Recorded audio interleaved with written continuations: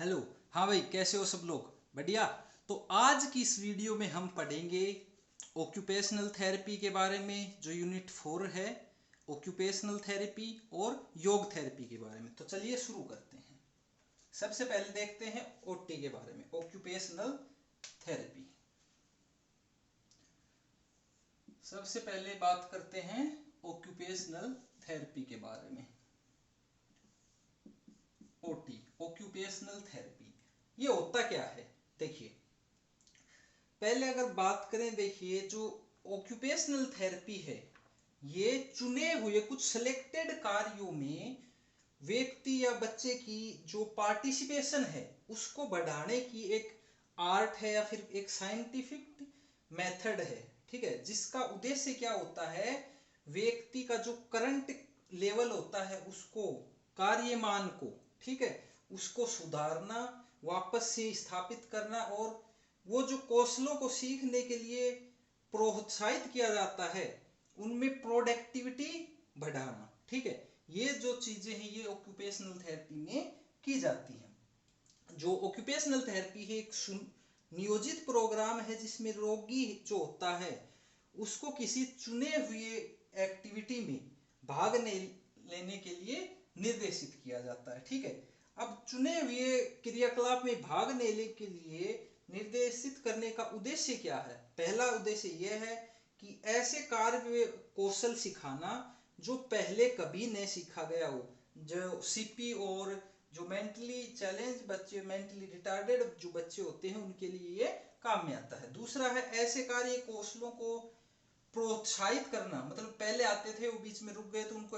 प्रोत्साहित करना है, पुनः चालू करना जो पहले सीखा गया था परंतु किसी कमी या किसी प्रॉब्लम की वजह से सही ढंग से अब नहीं चल रहा है। ठीक है, एक तीसरा जो है कि अन्य किसी कार्य या कौशल को सिखाना, अडेप्टेशन प्रदान करना जो किसी डिसेबिलिटी के कारण समाप्त हो गया है।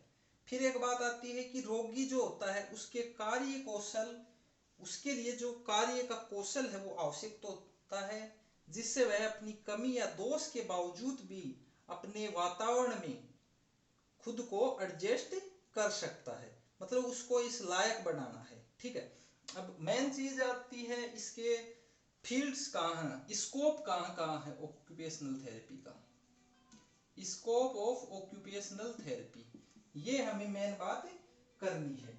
स्कोप कहाँ कहाँ है? ठीक है, देखिए स्कोप कहाँ कहाँ है इसका। हॉस्पिटल्स में, हॉस्पिटल्स में वो चाहे जनरल हॉस्पिटल हो, मेंटल हॉस्पिटल हो, टीबी हॉस्पिटल हो, कैंसर हॉस्पिटल हो, ऑर्थोपेडिक हॉस्पिटल हो, कैसा भी हॉस्पिटल हो, इन सब में ऑक्यूपेशनल थेरेपी का यूज होता है।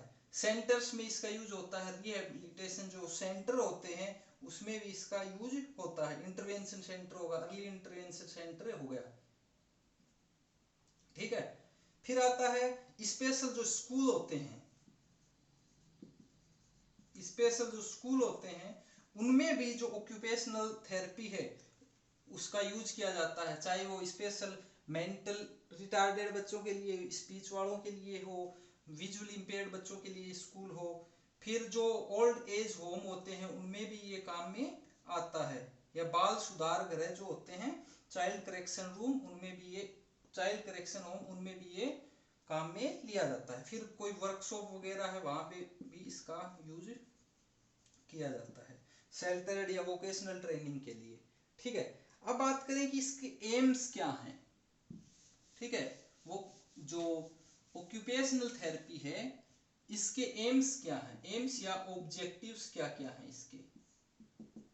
पहली बात तो यही है, जो रोगी होता है उसके सार्थक जीवन के लिए जो भी इंपॉर्टेंट कार्य हैं उनको पूरा करने के एबल बनाया जाता है व्यक्ति को। ठीक है, पहली बात, इंपोर्ट परफॉर्मेंस जो कंपोनेंट है उसको प्रोत्साहित किया जाता है। क्या? Performance, performance component, performance component को प्रोत्साहित किया जाता है। जैसे परफॉर्मेंस कंपोनेंट कौन कौन से होते हैं? न्यूरोमस्कुलर डेवलपमेंट इसमें आ जाएगा, सेंसरी इंटीग्रेशन इसमें आ जाएगा, सोशल डेवलपमेंट, कोग्निटिव डेवलपमेंट सभी इसके अंदर आ जाते हैं।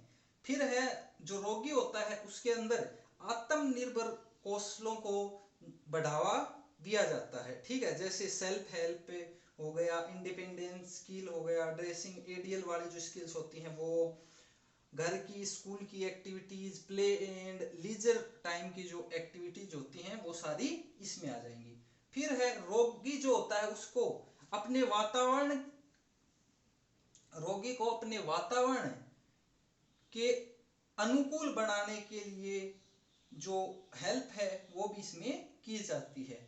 हेल्प कैसे, जैसे वातावरण में अडेप्टेशन करके हम कर सकते हैं। वातावरण में अडेप्टेशन कैसे कर सकते हैं, जैसे भाई चढ़ने के लिए सीढ़ियों के स्थान पे रैंप लगा दिया, व्हील चेयर का यूज हो गया, जो गेट होते हैं उनकी चौड़ाई थोड़ी ज्यादा कर दी, फर्नीचर इस प्रकार का जैसे सीपी चेयर होती है वो हो गया, और क्लोथिंग भी ऐसे, जैसे चैन बंद नहीं होती बच्चे से या रोगी से तो उसकी जगह इलास्टिक वाले कपड़ों का यूज करना।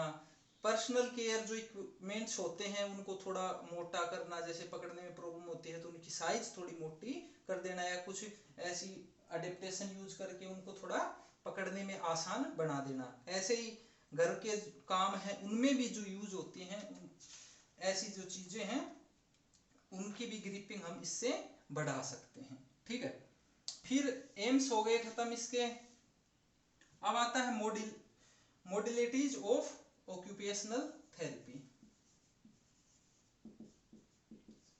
मोडिलिटीज ऑफ ऑक्यूपेशनल थेरेपी क्या होता है, इसमें देखिए इन्वायरमेंट में क्या क्या चीज किए जाते हैं, फिजिकल हो गया, कल्चरल हो गया, सोशल हो गया, एक्सटर्नल अडेप्टेशन क्या क्या दे सकते हैं, स्प्लिंट्स का यूज कहाँ क्या कर सकते हैं। जो ऑक्यूपेशनल थेरेपिस्ट होता है एक वो हो गया, एक्टिविटी जो होता है वो हो गया, मतलब मोडेलिटीज कौन कौन सी जो चीज है वो काम में ली जाती है। सबसे पहले जो एक्टिविटी है जिसके ऊपर हम काम कर रहे हैं, जो काम करेगा ऑक्यूपेशनल थेरेपिस्ट वो, अगर उसमें कोई एक्सटर्नल अडेप्टेशन देनी है हमें वो हो गया, और जो भी बाह्य जो चीजें हैं वो हम यूज कर रहे हैं वो सारी इसमें आ जाती हैं। फिर आता है ऑक्यूपेशनल इंटरवेंशन, ओटी,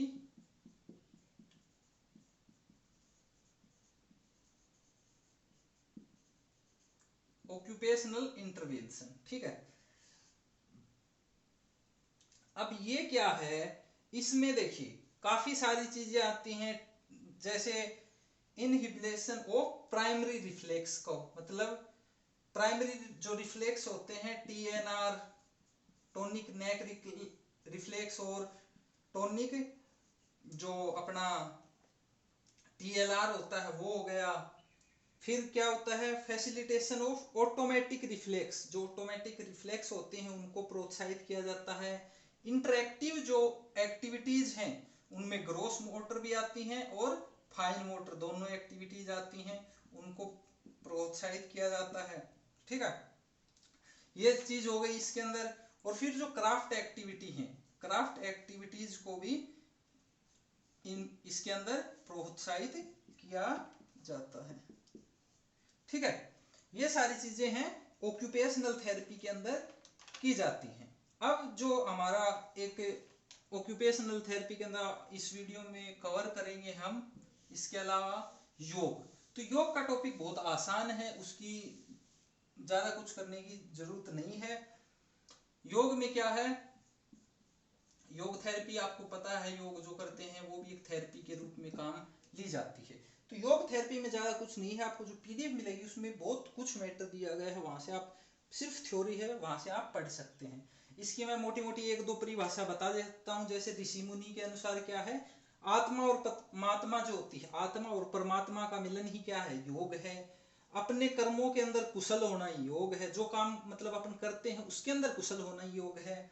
इसी प्रकार पतंजलि कहते हैं चित्त की वृत्तियों पर रोक लगाना ही योग है, ठीक है।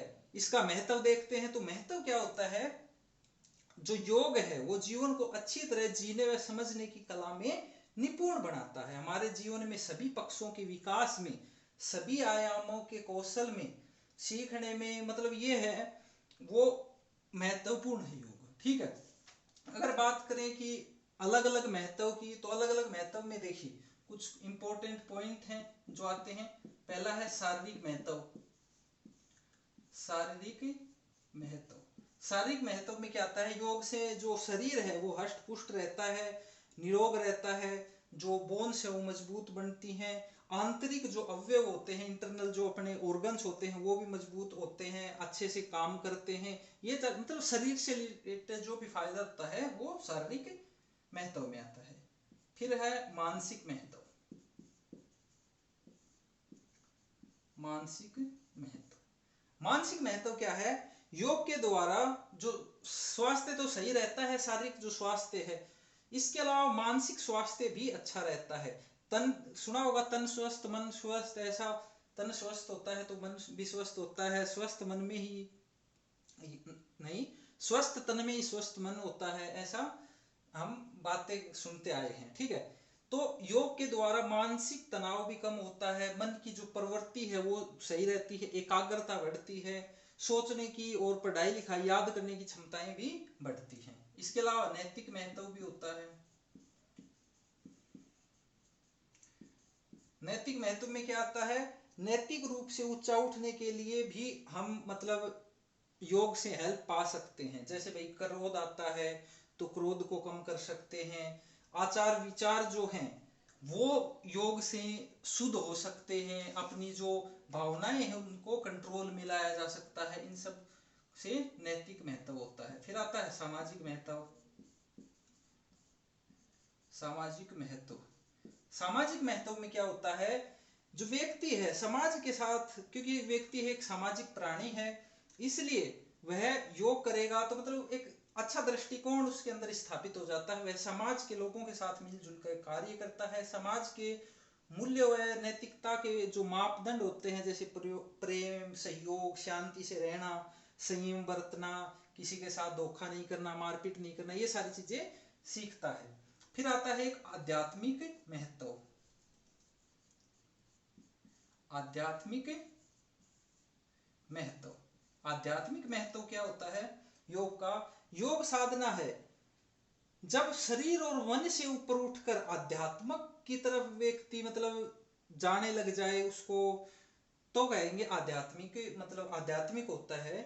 कोई भी व्यक्ति जब मन और मतलब सांसारिक मोह माया को छोड़ देता है तब उसका व्यक्तित्व अध्यात्म वाला हो जाता है। जब वो आत्मा को जानने का प्रयास करता है, उसका जो अंतिम उद्देश्य है वो परमात्मा से मिलन हो जाता है, भौतिक जो सुख सुविधाएं हैं उनसे उसको कोई भी मतलब नहीं होता, सांसारिक जो मोह माया है वो सब छोड़ देता है, इसमें आता है आध्यात्मिक महत्व। तो इसलिए योग के ये सब महत्व हैं, और योग जो है ये बहुत ही महत्वपूर्ण माना जाता है। आजकल योग की जो प्रशंसा है वो पूरे विश्व में हो रही है, और योग एक थेरेपी के रूप में प्रयोग किया जाता है। तो आज की इस वीडियो में दोस्तों सिर्फ इतना ही।